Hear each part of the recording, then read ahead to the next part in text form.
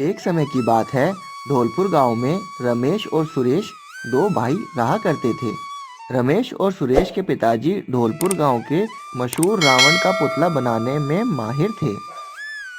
उनके पिताजी का देहांत हो जाने के बाद रमेश और सुरेश ने अपने पिताजी का कारोबार संभाला। दोनों भाइयों के आपस में ना बनने के कारण दोनों अपने पिताजी का कारोबार बांट लेते हैं और अलग अलग रहने लगते हैं। कुछ दिनों बाद ही दशहरे का त्योहार आने वाला होता है। पूरे गांव में रावण दहन की ही बातें हो रही होती हैं। अरे भाई रमेश, इस बार रावण दहन पर तुम्हारी क्या तैयारी है?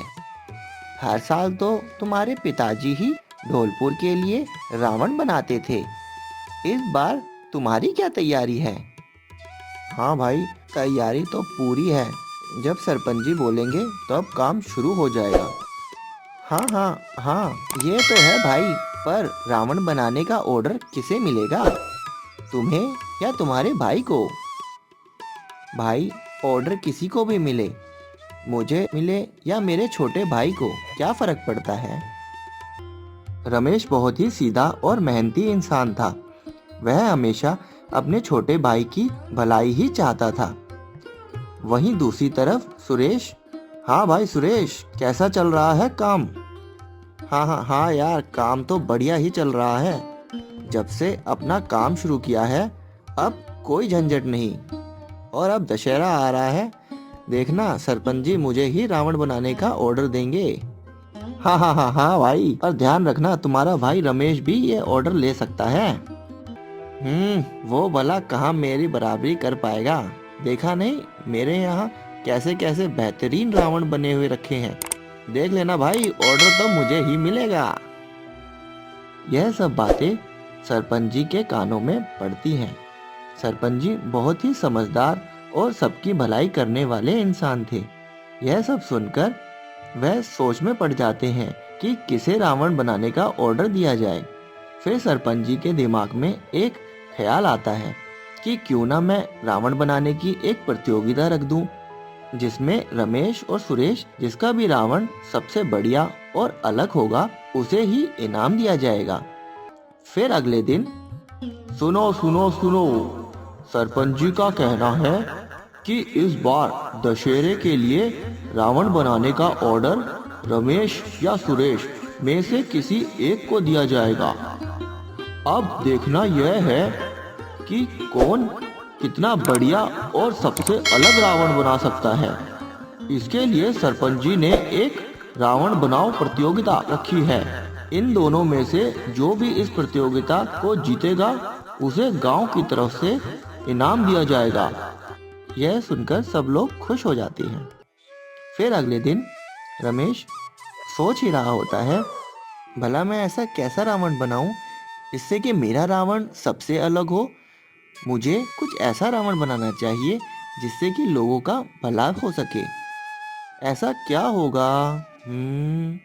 तभी रमेश के दिमाग में एक ख्याल आता है। अरे हाँ, यह तो बढ़िया रहेगा। इस रावण के पुतले से तो सरपंच जी बहुत खुश हो जाएंगे और साथ ही साथ गांव के लोगों का भी बहुत भला हो जाएगा। अरे वाह!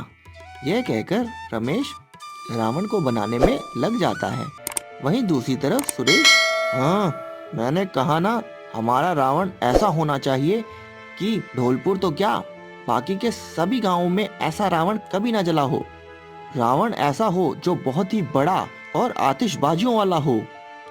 पर मालिक, ऐसा रावण बनाने में तो बहुत ही लकड़ियां और पटाखे लग जाएंगे, उसमें तो बहुत ही ज्यादा खर्चा आ जाएगा।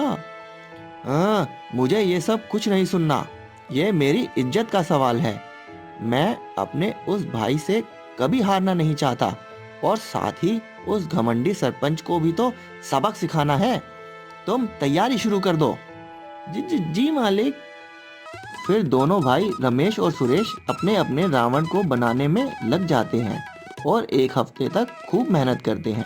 आखिरकार दशहरे का वह पावन दिन भी आ जाता है जब रावण दहन किया जाना होता है। धौलपुर गांव में रमेश और सुरेश दोनों के रावण गांव के चौक में लगे हुए होते हैं।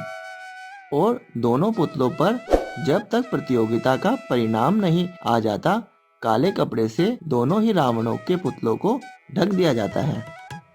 हा हा हा, देखा ना, मैंने कहा था ना, रमेश मेरे बनाए हुए पुतले की क्या बराबरी करेगा।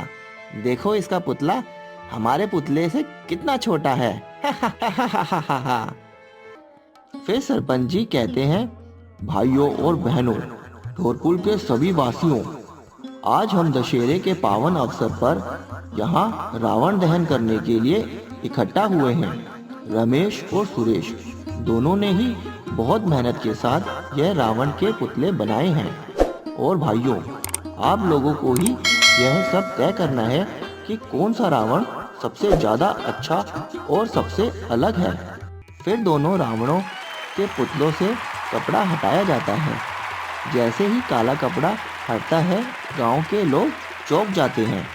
सबसे पहले सुरेश के रावण को देखकर लोग हैरान हो जाते हैं कि इतने बड़े रावण का पुतला ढोलपुर के आसपास के किसी भी गांव में इतना बड़ा रावण का पुतला पहले कभी जलाया ही नहीं गया था।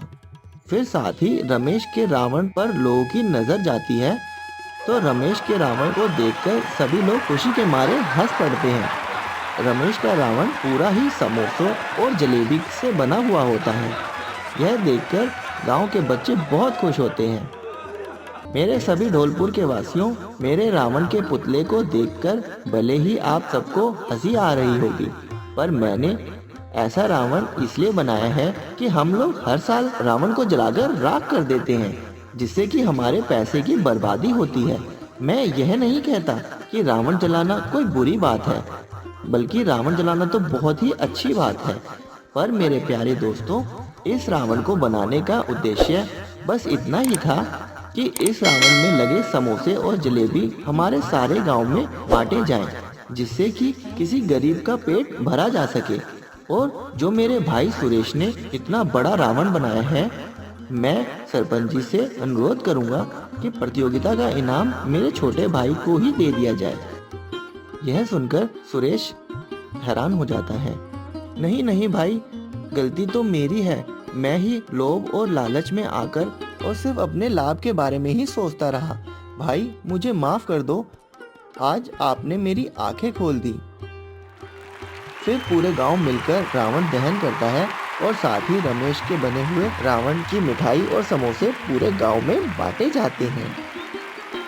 तो गाइज, आपको ये वीडियो कैसी लगी आप हमें कमेंट करके जरूर बताएं, और साथ ही साथ ये जरूर बताएं कि इस वीडियो का आपको सबसे अच्छा पार्ट कौन सा लगा और आपको इस वीडियो से क्या सीखने को मिला। और अगर वीडियो भाई यहाँ तक देखी होगी तो उसको लाइक शेयर एंड कमेंट जरूर करें, और साथ ही साथ चैनल पे अगर नहीं हो तो बस चैनल को सब्सक्राइब जरूर कर लें। और ऐसा कोई अगर आइडिया आपके दिमाग में है, कोई ऐसी वीडियो है जो आप मुझसे शेयर करना चाहते हैं, तो भाई आप मुझे कमेंट बॉक्स में या फिर ये जो साइड में दी हुई है जीमेल आईडी, इस पे भी मुझे कांटेक्ट कर सकते हैं। और अभी तक की जितनी भी वीडियोस है भाई वो सब मैंने ही लिखी है, वो सब स्क्रिप्टिंग एंड एनिमेशन वगैरह सब मैं खुद ही कर रहा हूँ। तो भाई मेहनत फुल चल रही है। अगर आप सबका सपोर्ट रहा तो ऐसे ही हम आगे बढ़ते चले जाएंगे।